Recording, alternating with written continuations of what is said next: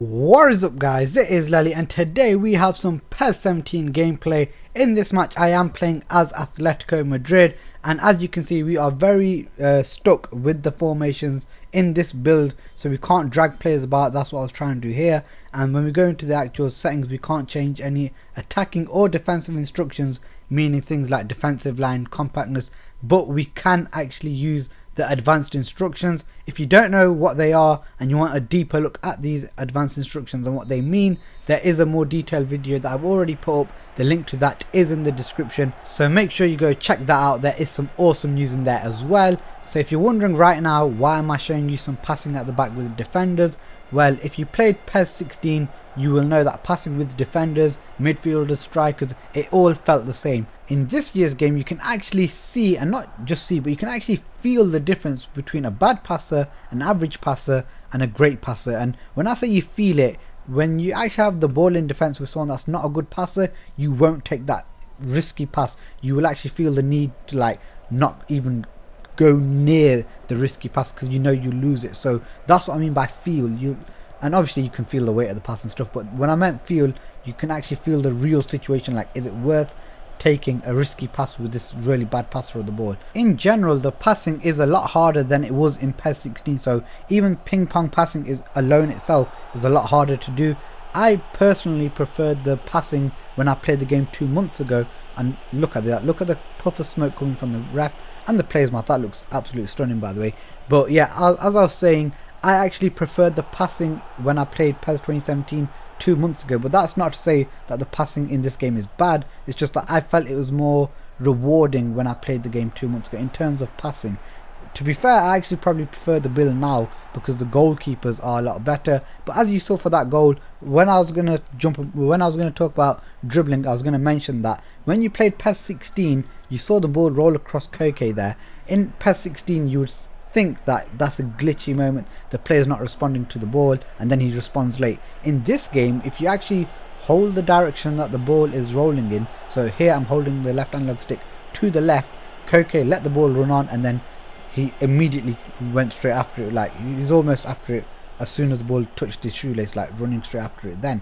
But in PES 16 you knew it's kind of glitchy and not meant for it like that, because they would let the ball go across them and then about 2 seconds later they would respond. In this game they instantly respond, and obviously I've played the game enough to know it's not a glitch, it's the way the dribbling system works. While we're talking about dribbling, something they've managed to do, and I don't know how they've managed to do it, but they've obviously got good dribblers in Messi and Neymar and Iniesta, but the difference of dribbling between Messi and Iniesta, I don't know how, but it feels really good. But one feel like Iniesta doesn't feel as light as Messi does, and I don't mean quick, I mean light in terms of on the turn and in general. I don't know how they've managed to do it, but they both feel like great dribblers. And even when I've played with Pogba, he's really good to dribble with, but he felt a bit more weighty than Iniesta, but obviously not as quick as them as well, but he was still really great to dribble with. But then obviously Neymar and Messi were like quick, and you know, when they're sprinting they can still turn on the ball really quick. Messi was actually really bad at that in PES 16, but in PES 17 he's just, you know, they've just beasted him up again. So I don't know how they've managed to get you to feel great in so many different ways, but they've done a really good job at that. So when you got good dribblers you can actually feel the difference between good dribbling styles, but you know, you got your average dribblers and then you've got your poor dribblers as well. The reason Pogba is a good dribbler, and it also shows the depth in dribbling, isn't because he's quick, it's because he's got good strength. And not just good strength, but I think it's the two new stats. I think they combined the two new stats which are called body contact and body control and physical contact. I think they combine and they somehow just offer so many different feelings in terms of dribbling control and just how dribbling feels. I think the combinations of them two stats just give you a total different feeling in terms of just dribbling with so many different players. Before I move on to goalkeepers, I want to say that I did obviously try a lot of these spammy things like, you know, long ball spam and tackle abuse. I did try them later on in the day, so you're not going to see everything in one video, you will see it spread out through the day. But when it comes to, you know, long ball spam, I think the through balls over the tops are still, I wouldn't say especially over long ones, they're not powerful at all. It's, I'd say, mid to short range. I think through balls over the top are still, I wouldn't say overpowered. I think they're useful, but you can defend against them. But the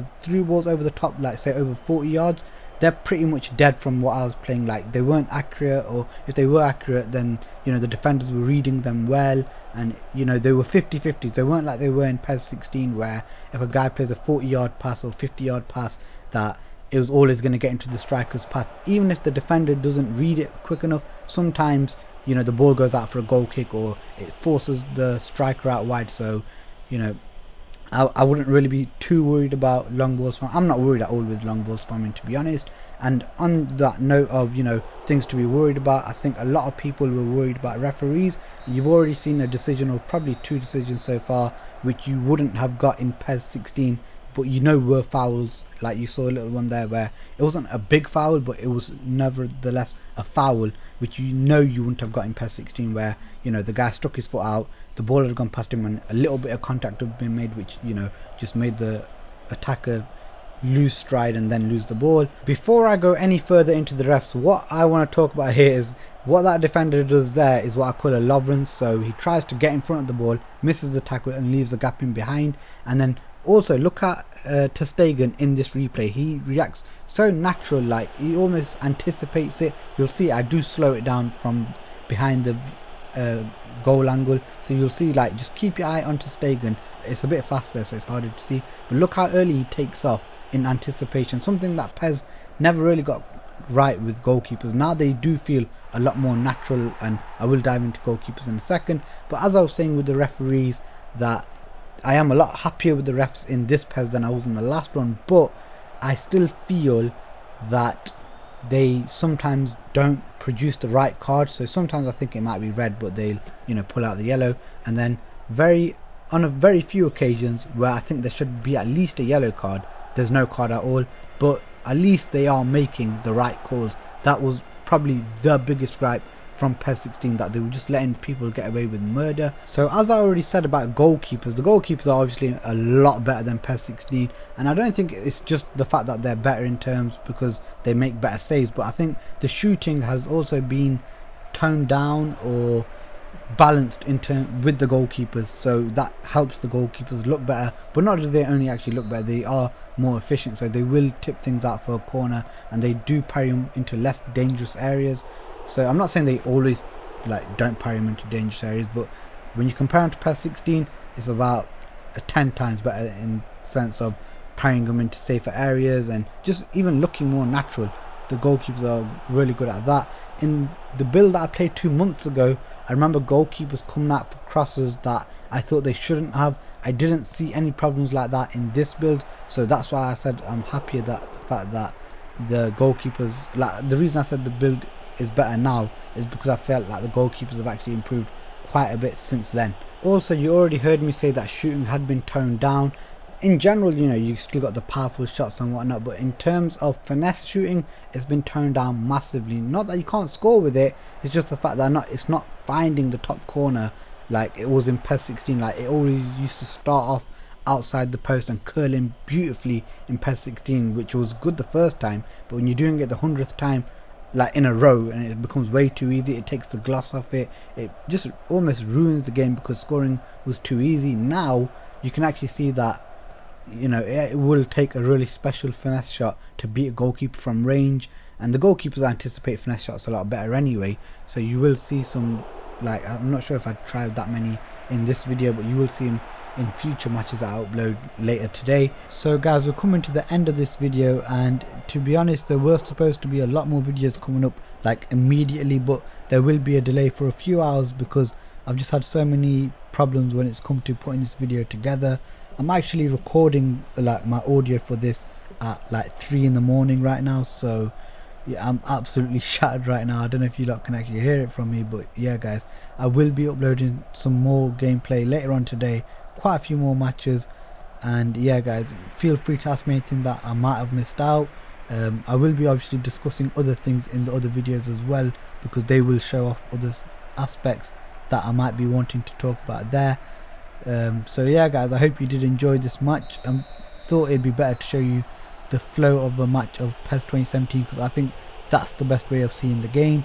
Guys, like I said, if you do enjoy this video, remember to give it a thumbs up. If you want to see more, remember to subscribe, and thanks for watching, guys.